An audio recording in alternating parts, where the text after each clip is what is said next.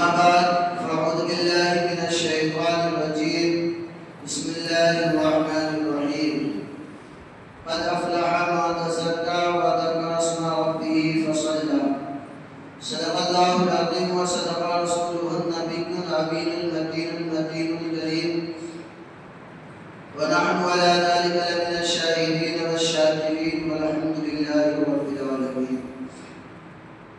عزیزان ملت اسلامی آئیے سب سے پہلے ہم اور آپ مل کر آقائے نامدار مدنی تاجدار دو عالم کے مالک و مختار ہم غریبوں کے غم گسار اللہ کے حبیب ہم بیماروں کے طبیب امت خزہ میں آرام فرمانے والے آقا و مولا جناب احمد مصطفیٰ محمد مصطفیٰ صلی اللہ علیہ وسلم کی بارگاہ مہربان میں درود و سلام پر نذرانہ عقیدت پیش کرے اور بڑے باوز بلند اللہم صلی علی سیدنا سفینا مولانا محمد وآلہ وسلم صلاۃ و سلام علیک یا رسول اللہ صلی اللہ علیہ وسلم. عزیزان ملت اسلامیہ، ابھی میں نے آیت کریمہ کی تلاوت کرنے کا شرف حاصل کیا. اللہ تبارک و تعالیٰ قرآن مقدس میں ارشاد فرماتا ہے قد افلح من تزکیٰ وذکر اسم ربہ فصلی. بے شک مراد کو پہنچا جو ستھرا ہوا اور اپنے رب کا نام لے کر نماز پڑھی. یہ آیت کریمہ صاف طور پر رب کائنات کہہ رہا ہے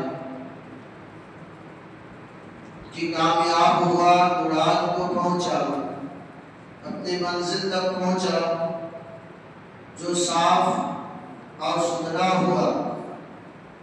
پچھلے جمعہ کو بھی اسی آیت کریمہ پہ کچھ گفتگو کیا. صاف اور ستھرا ہونے سے مراد کیا ہے؟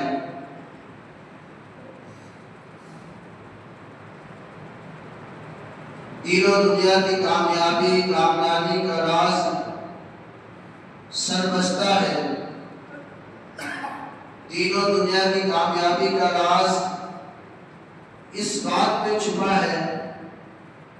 کس میں چھپا ہے؟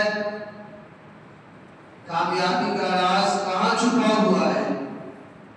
تو آگے فرماتے ہیں کامیابی کا راز مومن کے قلب کی صفائی اور پاکیزگی پر ہے. اگر ہمارا دل صاف و پاک ہے تو ہم دنیا کے ہر شعبے میں، ہر کونے میں اور آخرت کے ہر مرحلے میں کامیاب ہوئیں گے. اگر ہمارا دل پاک و صاف نہیں ہے تو نہ ہم یہاں کامیاب ہوئیں گے نہ آخرت میں کامیاب ہوئیں گے. مگر بات یہ ہے کہ دل کی صفائی اور اس کی پاکیزگی کیسے حاصل کریں، دل کو ہم پاک و صاف کیسے کریں. تو دل کو پاک و صاف کرنے کے لیے اللہ کا ذکر کا کرنا، ذکر کا ہونا ضروری اور لازمی. اور اللہ کے ذکر میں سب سے اہم، سب سے ضروری ذکر یہ ہے کہ نماز کا اپنے وقت پہ ادائیگی ہونا. بغیر نماز کے ادائیگی کے کوئی بھی عمل اللہ کی بارگاہ میں مقبول ہونا ناممکن ہے. ہم سوچیں کہ نماز چھوڑ کے، نماز کو چھوڑ کر فاتحے پہ فاتحہ دلاتے رہیں، مزاروں پہ چادریں چڑھاتے رہیں، ہم اولیاء کرام کی بارگاہ میں جائیں مگر مسجد میں نماز کے لیے نہ آئے، ہم نماز نہ پڑھیں، تو یاد رکھیں سب سے پہلے آپ کے نماز کے بارے میں پوچھا جائے گا. آپ سے یہ نہ پوچھا جائے گا تو نے فاتحہ دلایا تھا کہ نہیں دلایا تھا، تو نے مزار پہ کتنا چادر چڑھایا تھا کہ نہیں چڑھایا تھا. یہ آپ کا عمل، یہ خیر عمل ہے، یہ آپ کو ثواب دلائے گا. مگر سب سے پہلے آپ کے نماز کے بارے میں پوچھا جائے گا. اگر آپ کا نماز درست نہیں ہے تو آپ کے جتنے بھی نیک اعمال سب ایک ساتھ رکھ دیا جائے گا. مگر آج ہمارا ماحول یہ بنا ہوا ہے، ہمارا طرز زندگی، ہمارا عمل یہ بنا ہوا ہے کہ ہم مزار کو ہی سب کچھ سمجھ بیٹھے، چادر چڑھانا ہی سب کچھ سمجھ بیٹھے، فاتحہ دلانا ہی سب کچھ سمجھ بیٹھے، نماز کو ہم نہیں سمجھ رہے. جتنے بھی ہمارے اعمال ہیں، صدقہ و خیرات کرنا، نیک عمل کرنا، غریبوں کی مدد کرنا، اور آپ نیک عمل کرنا، فاتحہ دلانا، چادریں چلانا، مزار پہ جانا، یہ نیک عمل ہے، یہ ایک طرف ہے۔ اس کے قبول ہونے کے لیے نماز کا پڑھنا ضروری ہے۔ بات سمجھ میں آ رہی ہے؟ ان تمام نیک اعمال کو قبول کروانے کے لیے ہم چاہیں کہ ہمارے فاتحہ بھی اچھے اللہ کی بارگاہ میں قبول ہو، روضہ اولیاء کرام پہ جانا بھی قبول ہو، لیکن کے ساتھ ساتھ نماز کا ہونا ضروری ہے۔ تو یہ ذکر الہی ہے، ہمارا دل کرتا ہوگا، اب دل نہیں مانتا، دل نہیں لگتا اچھے عمل کرنے میں۔ مثال دیتا چلوں میں آپ کو، بات چلے گی انشاءاللہ۔ آج موضوع میں لیا ہوں ایک چھوٹا ہی جملہ جو ہر مسلمان کو یاد ہے، اس کی فضیلت برکتیں بتائی گئی، مگر بات آئی نا صفائی میں تو کچھ بات بتاتا چلوں گا آپ کو۔ دل کی صفائی کی بات آ رہی، جو اللہ فرما رہا میں نہیں یا کوئی انسان نہیں، رب خود کہہ رہا ہے، بے شک وہ مراد کو پہنچا۔ مراد کیا ہے؟ ہمارا مراد، آپ کا مراد یہ نہیں کہ آپ کامیاب ہو جائے، مراد یہی نہیں کہ اللہ آپ سے راضی ہو جائے۔ تو رب کہہ رہے ہیں کہ مراد کو پہنچا۔ کوئی پہنچا جو ستھرا ہوا، جو پاک ہوا۔ پاک کون ہوا؟ جو اپنے رب کا نام لے کر نماز شروع کیا، پڑھا۔ تو دل کو صاف کرنے کے لیے رب کا ذکر کا ہونا ضروری۔ مثال لے کے چلے، ہم ایک ہفتے نہیں رہا، جمعہ ہے نا، جمعہ کو ہم نے نہا لیا، پھر کل بھی نہیں رہا، سنیچر کو بھی نہیں رہا، اتوار کو، سوموار کو، مگر یعنی پورے ہفتے نہیں نہایا، تو بدن کے کپڑے جو ہے صاف ستھرا ہے نا، 2 دن نہیں نہائے گا گندا ہوگا کہ نہیں ہوگا؟ جسم پہ میل بیٹھے گا کہ نہیں بیٹھے گا؟ چہرے گندے ہوئیں گے کہ نہیں ہوگا؟ بال بکھریں گے کہ نہیں بکھرے گا؟ تو آپ بتائیں، جب آپ ہفتے بھر نہیں نہائیں گے تو آپ کے بدن پہ وزن لگے گا نہیں؟ یار کیسا ہو گیا، میں کس طرح کا انسان ہوں جو نہا نہیں، گندا محسوس کرنا، اپنے آپ میں گندا محسوس کریں گے نا، لوگوں کے سامنے جانے میں شرمندگی محسوس ہوگا کہ نہیں ہوگا؟ ہوگا نا۔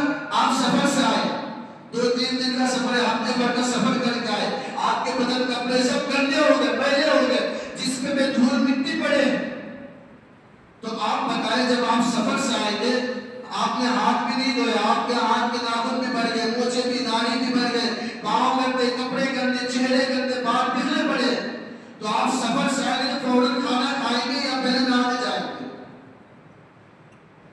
پہلے کیا کھائیں گے؟ پہلے کھانا کھائیں گے، پہلے نہائیں گے؟ پہلے اپنے جسم سے گندگی کو دور کریں گے نا، تب جا کے دل کو، جسم کو سکون ملے گا۔ جب آپ فریش ہو جائیں گے آنے کے بعد، جب آپ کے جسم کو سکون ملے گا، اب کہیں گے کہ مجھے کھانے کے لیے کچھ دیا جائے، تو اب کھانے میں بھی مزہ آئے گا نا، جسم بھی ہلکا ہو جائے گا نا، جسم بھی تازہ ہو جائے گا نا، کھانے پینے بھی مزہ آئے گا نا۔ تو آج ہمارا بھی دل گندا ہو گیا ہے، تو ہم دل کی صفائی کے لیے کچھ کرتے ہیں؟ دل کی صفائی کے لیے کچھ کرتے ہیں؟ امام غزالی سے کسی نے پوچھ لیا کہ حضور، میں صحابہ کرام کی زندگی کے بارے میں بہت سنتا ہوں، امام حسین کی زندگی کے بارے میں، کربلا کے میدان کے بارے میں بہت سنتا ہوں، جب یہ باتیں سنتا ہوں تو دل پہ بڑی چوٹ لگتی ہے، آنکھ سے آنسو کے قطرے گرنے لگتے ہیں۔ بلال حبشی کی زندگی کے بارے میں سنتا ہوں نا تو دل پھسل جاتا ہے، جسم کے روٹے روٹے کھڑے ہو جاتے ہیں۔ آقا علیہ الصلوۃ والسلام کی زندگی کے بارے میں سنتا ہوں نا، جب آقا علیہ الصلوۃ والسلام کو کفار مکہ ستاتے ہیں نا، جب آپ کو طائف کے میدان میں پتھریں مارتے ہیں نا، جب آپ کے جسم پہ اونٹ کے وزیر ڈالا جاتا ہے نا، جب آپ کو لوگ پاگل مجنون کہتے ہیں نا، تو جب باتیں سنتے ہیں بڑی تکلیفیں ہوتی ہیں۔ ابو بکر کے بارے میں سنتا ہوں تو بڑی تکلیفیں ہوتی ہیں، ان کی زندگی کے بارے میں اس کی خوشخبری سنتا ہوں تو دل باغ باغ ہو جاتا ہے، مگر جب تک باتیں چلتی رہتی ہیں دل کو مزہ آتا ہے، جسم کو بھی مزہ آتا ہے، جب باتیں ختم ہو جاتی ہیں تو پھر مزہ ختم ہو جاتا ہے، کوئی عمل نہیں کر پاتا، مزہ نہیں آتا۔ تو حضرت امام غزالی، آج ہمارا یہی حال ہے نا، آج ہمارا یہی حال ہے، ہم باتیں کہہ رہے تھے بڑا مزہ آ رہا ہے، یار آپ سب بڑی اچھی باتیں کہہ رہے ہیں نا، بڑی اچھی بیان کر رہے ہیں، بڑی اچھی باتیں بتا رہے ہیں، دل پہ لگ رہا ہے نا،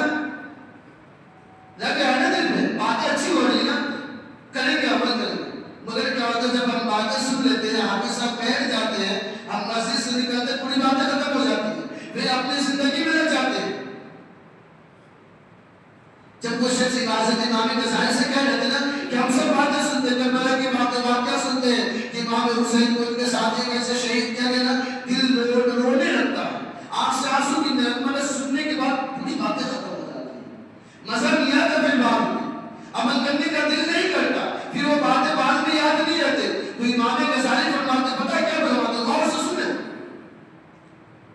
کہ جب تم آئینے کے سامنے کھڑے ہوتے ہو، شیشے کے سامنے کھڑا ہوتے ہو، اگر شیشے پہ دھول مٹی لگا ہو تو تمہارے چہرے صاف نہیں دیکھے گی۔ یہاں آئینہ رکھ دیا جائے، شیشہ رکھ دیا جائے اور مٹی دھول لا کے کچرے سے بھر دیا جائے، آپ کھڑے ہو کے سوچیں گے میں اپنے چہرہ کو دیکھیں گے تو آپ کا چہرہ دکھا جائے گا؟ نہیں دکھے گا۔ دھول مٹی جب تک صاف نہیں کریں گے تب تک جا کر چہرہ صاف نہیں دکھے گا۔ تو امام غزالی فرماتے ہیں کہ ہمارا اور تمہارا دل گندا ہو چکا ہے، گناہ کر کر کے ہمارا اور تمہارا دل گندا ہو چکا ہے، خدوریت، تکبر، گھمنڈ، گناہ، گالی گلوچ سے ہمارا دل گندا سیاہ ہو چکا ہے۔ جب تک ہم اپنے دل کو صاف نہیں کریں گے تب تک جا کر کے امام حسین کی کربلا کی بات سننے کے بعد ہمیں عمل کرنے کی توفیق نہیں ہوگی۔ بات صحیح ہے نا؟ ہم سنتے ہیں بیانات میں سے مزہ آتا ہے یار ایسی بات ہو گئی تھی، یہ بات ہو گئی تھی، تکلیف ہوتی ہے، سوچتے ہیں، مگر پھر بات میں یہی ہوتا ہے نا۔ تو جب تک ہم آئینے سے کچرا نہیں ہٹائیں گے ہمارا چہرہ صاف نہیں دیکھے گا۔ اسی طرح جب تک دل کو ہم صاف نہیں کریں گے دین کی باتیں ہمارے دل میں نہیں پہنچے گا، نہیں جمے گا۔ تو دین کی باتیں کو جاننے کے لیے، اس پہ عمل کرنے کے لیے دل کا ہونا صاف ہونا ضروری ہے، دل کا پاک ہونا ضروری ہے۔ اور دل کو پاک کرنے کے لیے کس بات کی ضروری ہے؟ کپڑے کو پاک کرنے کے لیے، صاف کرنے کے لیے پانی کی ضرورت پڑتی ہے۔ چہرے گندے ہو جائے تو پانی سے دھو لیں گے، کپڑے گندے ہو جائے تو صابن لگا کر مشینوں میں ڈال کر ہاتھوں سے صاف کر لیں گے۔ اگر دل ہمارا گندا ہو گیا تو کیسے صاف کریں گے؟ جس کا بھی طریقہ ہے رب نے بتایا، رب کے رسول نے بتا دیا، ہمارے نبی نے بتایا۔ جب تمہارا دل زنگ آلود ہو جائے نا تو قرآن کی تلاوت کیا کرے، قرآن کی تلاوت سے تمہارا دل صاف ہو جائے گا۔ اگر تمہارے دل گندے ہو گئے، کالا سیاہ گناہ کرتے کرتے تمہارا دل کالا سیاہ ہو گیا ہو، گناہ میں نیک کام کرنے میں مزہ نہ آتا ہو، تو موت کو کثرت سے یاد کرو، تمہارا دل صاف ہو جائے گا۔ ہمیں تو صرف راستہ بتا دیا گیا ہے نا، کامیابی کا ایک راستہ بتایا گیا، مگر ہم اس پہ چلے تب نا، ہم اس پہ عمل کرے تب نا۔ اگر ہمیں بتایا جائے ہم کو نوکری کے لیے نوکری کے تلاش میں ہم بھٹک رہے ہیں، ہمیں کوئی نوکری چاہیے، ہم بھٹک رہے کہ مجھے کوئی سرکاری نوکری چاہیے، پرائیویٹ جو بھی چاہیے، ہمیں بتائے کہ نہیں بتائے کہ یہ راستہ ہمیں بتا دیں گے، حاجی صاحب ہمیں بتائے کہ حافظ صاحب فلاں آدمی کے پاس آپ چلے جائیں، ان کی پہنچ بہت ہے، وہ آپ کو نوکری دلا دے گا، تو ہم ان کے پاس جائیں گے یا آپ کے پاس آئیں گے؟ جن کی پہنچ جہاں تک ہے اسی کے پاس جائیں گے نا، کہ وہ غیر آدمی جس کی کوئی پہنچ ہے اس کے پاس جا کے مجھے نوکری دلا دے۔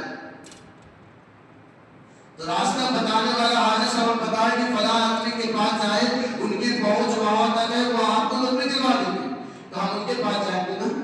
تو رب ہمیں راستہ بتا رہا ہے نا کہ اگر تمہیں کامیابی چاہو تو یہ کام کرو، تم کامیاب ہو جاؤ گے۔ اگر تم چاہتے ہو کہ اللہ اور رسول تم سے راضی ہو جائے تو یہ کام کرو، ہم تم سے، تمہارا رسول تم سے راضی ہو جائے گا، تو ہم رسول اللہ کی بات پہ عمل کریں گے، اللہ کے حکم پہ عمل کریں گے، تب تک کامیاب ہوں گے۔ مگر ہم کرتے کیا ہے؟ کامیابی کے راستہ کو چھوڑ کر کہیں اور بھٹک رہے ہیں، ہے نا؟ یہی ہمارا یہ عمل ہے نا، کامیابی کے راستہ کو چھوڑ کر کہیں اور بھٹک رہے، کہیں اور تلاش کر رہے ہیں۔ تو دل کی صاف کی پاک اس کی بہت ضروری ہے۔ اگر ہم چاہتے ہیں کہ کامیاب ہو جائے یہاں پہ بھی اور آخرت میں بھی، مرنے کے بعد تو ذکر کا ہونا، اللہ کے ذکر کا ہونا بہت ضروری ہے۔ اور ذکر میں سب سے اہم ذکر، سب سے ضروری ذکر نماز کا اپنے وقت پہ ادائیگی ہے۔ شروع میں بتایا جب تک نماز نہیں پڑھیں گے آپ کا کوئی مستحب عمل قبول نہیں کیا جائے گا، نفل عمل قبول نہیں کیا جائے گا جب تک آپ فرائض کو ادا نہیں کریں گے۔ ہم چاہتے ہیں کہ ہم اچھے عمل کرتے، فاتحہ سے بتائیں شروع میں، فاتحہ جلاتے، مزاروں پہ جاتے، چادر چلاتے،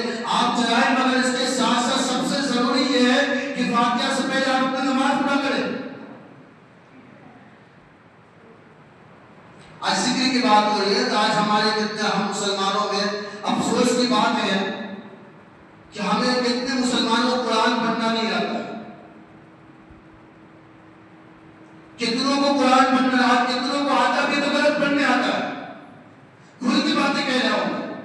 کسی کو پڑھنا نہیں آتا ہے، اگر 10 میں سے 100 میں سے 20 کو پڑھنا نہیں آتا ہے، اگر 30 کو پڑھنا بھی آتا ہے تو غلط پڑھتے ہیں. اور ہم سمجھتے ہیں کہ ہم نماز پڑھیں. لوگوں نے کہا مجھ سے یار آپ سب میں نماز پڑھتا پھر بھی گناہ کرتا.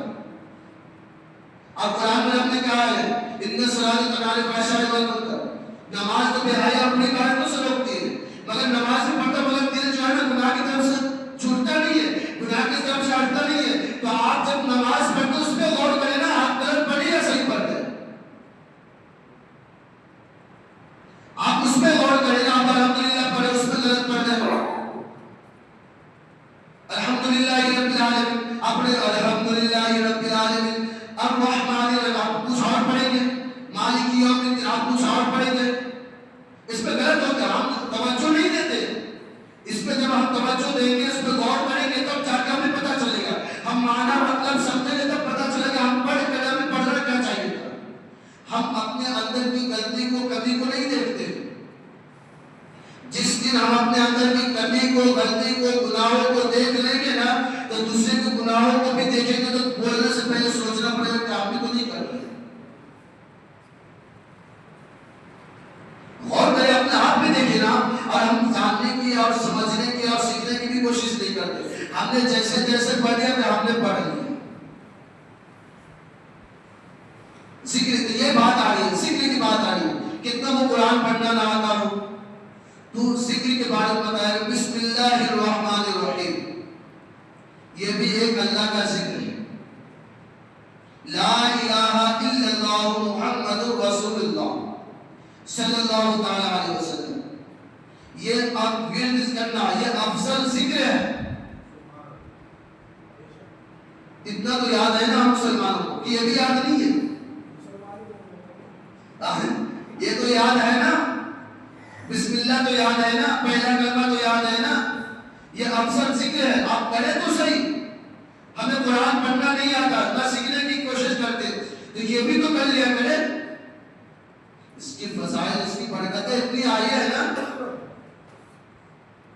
حدیث پاک میں ابن عباس رضی اللہ تعالیٰ فرماتے کہ آقا علیہ الصلوۃ والسلام نے ارشاد فرمایا کہ جب کوئی استاد کسی بچے کو کہتا ہے پڑھو، کیا پڑھو؟ بسم اللہ الرحمن الرحیم، تو اللہ تبارک و تعالیٰ استاد اور بچے اور بچے کے ماں باپ کو بھی بخش دیتا ہے نا. بسم اللہ الرحمن الرحیم. کتنے لوگ بسم اللہ پڑھنے میں بھی غلطی کرتے ہیں. کتنے لوگ ہیں جو بسم اللہ پڑھنے میں بھی غلطی کرتے ہیں. جب تک ہم صحیح نہیں پڑھیں گے تب تک ہمیں ثواب نہ ملے گا. ہم کچھ غلط کریں گے، ہم سوچیں گے ہم صحیح کریں، مگر وہ غلط بات ہے تو آپ قبول کریں گے؟ آپ کو پتا ہے کہ میں کوئی بات بتا رہا ہوں، میں کہہ رہا نہیں یہ غلط ہے، آپ کو پتا ہے کہ یہ باتیں غلط ہو رہی ہے، تو آپ میری بات کو قبول کریں گے یا آپ مجھ سے کہیں گے نہیں یہ غلط ہو رہا؟ کہیں گے نا غلط ہے تو غلط ہے، جو صحیح ہے وہ صحیح ہے. تو جب آپ غلط پڑھیں گے، بات یاد آ گئی، ایک بہت بڑے عالم تھے، اللہ کے ولی بھی تھے. وہ تو کئی سفر کو جا رہے تھے. لفٹ کا زمانہ ہے نا، جو لمبے بلڈنگ پہ جانا ہو تو لفٹ میں چڑھنا ہوتا ہے. تو وہ بزرگ تھے، تو وہ جب لفٹ پہ گئے نا تو لفٹ اوپر تھا، وہ نیچے کھڑے تھے، لفٹ آنے میں ٹائم تھا، تو وہ باتیں کرنے لگا اپنے مرید سے. لیفٹ پہ ہی آ گئے. کیا نہیں آ رہا؟ لیفٹ نہیں کہہ رہے. وہ بزرگ لوگ کہہ رہے لیفٹ نہیں آ رہا. اب آپ کے مرید کہہ رہے لیفٹ نہیں ہوتا لفٹ ہوتا ہے. وہ آپ کہہ نہیں یہ لیفٹ ہوتا ہے. اب حجت ہونے لگی نا، لیفٹ لیفٹ لیفٹ لیفٹ. تو بہت دیر تک بحث چلی مرید میں اور پیر میں. تو پیر صاحب نے کہا بیٹا مجھے بھی بتایا کہ میں غلط کہہ رہا ہوں، مگر میں تمہیں سمجھانے کے لیے یہ باتیں کر رہا ہوں. لفٹ اور لیفٹ میں تو جو صحیح کہہ رہا ہے کہ لفٹ ہوتا لفٹ ہی ہوتا ہے. میں اس لیے کہہ رہا ہوں کہ جب تو قرآن کی تلاوت کرتا ہے تو غلط پڑھتا ہے، جب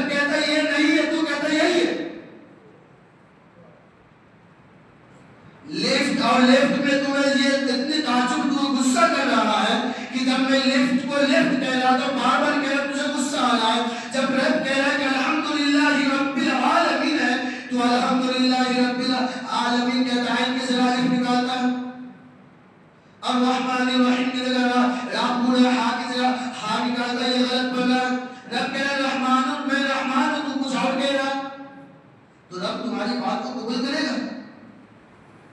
تو تمہیں موقع ہے نا, سیکھنا ہے نا تمہیں, تو سیکھنے کی کوشش کرے. دیکھیے بات ہے بسم اللہ الرحمن الرحیم. 4 منٹ آؤگا, 40 میں ختم کریں گے انشاءاللہ. بسم اللہ کے 2 فصلیں تو بتا ختم کر دوں میں. بسم اللہ الرحمن الرحیم جیسے یاد ہے, اس کا بھی ورد کیا کرے گا؟ بسم اللہ الرحمن الرحیم. ادب آسان سا بھی سب کو یاد ہے.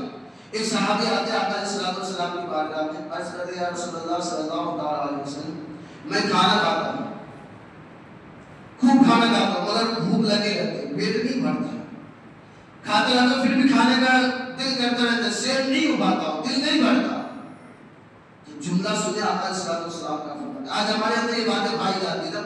میں جب یہ پڑھا تو مجھے لگا کہ میں یہ بات ضرور کہوں گا, اور بہت ساری باتیں آئی, مگر سوچا یہ بات تو ویسے بھی ہمارے گھر کے اندر کی بات ہے. تو آقا علیہ السلام کے بعد صحابہ کہتے ہیں کہ یا رسول اللہ میں کھاتا ہوں, بھر پیٹ کھاتا ہوں, مگر پیٹ نہیں بھرتا, بھوک لگے رہتی ہے, دل کرتا کھاتا رہو. آقا فرماتے ہیں کہ صحابی بتاؤ کیا تم اکیلے کھاتے ہو؟ صحابی نے کہا یا رسول اللہ میں گھر میں اکیلا ہی کھاتا ہوں, گھر میں اور بھی لوگ ہیں, مگر ساتھ بیٹھ کر نہیں کھاتا ہوں, اکیلا کھاتا ہوں. آج ہمارے اندر یہ پایا جاتا ہے نہیں ہے نا؟ کیا جب میرا دل کہا میں کھا لیا, ان کا دل کہا وہ جب جاتی چاہا کھا لیا, ہوتا ہے کہ نہیں ہمارے گھر میں؟ آقا کا فرماتے صحابہ سے کیا اکیلے کھاتے؟ صحابہ نے کہا یا رسول اللہ اکیلا کھاتا ہوں. تو آقا فرماتے سب مل کے ساتھ میں بیٹھ کر کھایا کرو, اور کھانے سے پہلے بسم اللہ پڑھ لیا کرو, اس سے تمہارے کھانے میں برکت بھی ہوگی, تمہارے پیٹ بھی بڑھ جائے اور ثواب کا ثواب بھی ملے گا. تو یہ سنت عمل کام اپنائے نا اپنے گھروں میں. کر سکتے ہم سب کر سکتے ہیں, نہیں کر سکتے؟ کر سکتے ہیں نا. ہم گھر کے مرد ایک سنت پہ ایک عمل ہو جائے نا کہ ساتھ گھر کے تمام افراد بیٹھے پھر کھانے بیٹھے تو ایک شخص زور سے بسم اللہ پڑھے, تاکہ جو سامنے والوں کو یاد ہو وہ بھی پڑھ لے, اس کو بھی ثواب, آپ کو بھی ثواب, اور آپ کے کھانا بھی برکت. اگر خدا نہ خواستہ بھی کھانا کھانے سے پہلے بسم اللہ پڑھنا بھول گئے, بتا دوں میں, کھانا کھانے سے پہلے بسم اللہ پڑھنا بھول گئے, کھانا کھا رہے ایک لقمہ بچ گیا. کتنا؟ حدیث پاک میں ابو داؤد کی حدیث ہے کہ اگر ایک لقمہ بھی باقی رہ گیا, اب تمہیں یاد آئے کہ میں شروع میں بسم اللہ نہیں پڑھا, تو جب تمہیں یاد آ جائے تو پڑھ لو بسم اللہ من اولی و آخری. جب یہ تم پڑھو گے نا تو شیطان تمہارے کھانے میں شامل تھا, جب تم یہ پڑھ لو گے تو شیطان الٹی کر کے بھاگ جائے گا. ایک لقمہ میں اللہ تبارک و تعالیٰ اتنی برکت دے دے گا کہ تم ایک لقمہ کھاؤ گے تمہارا پیٹ بھر جائے گا.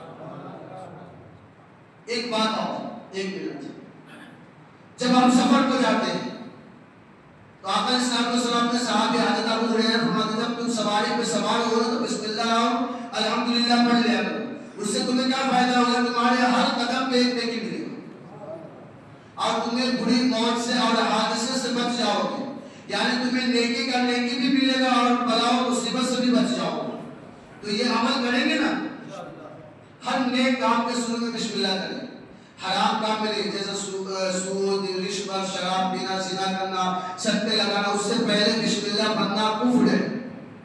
نیک کام سے پہلے بسم اللہ پڑھیں, بسم اللہ پڑھ لیا کریں, اور برے کام سے پہلے بسم اللہ کبھی نہ پڑھیں. اللہ تبارک و تعالیٰ کی بارگاہ میں دعا ہے کہ اللہ تبارک و تعالیٰ ہم سب کو نیک عمل کرنے کی توفیق عطا فرمائے. جنازہ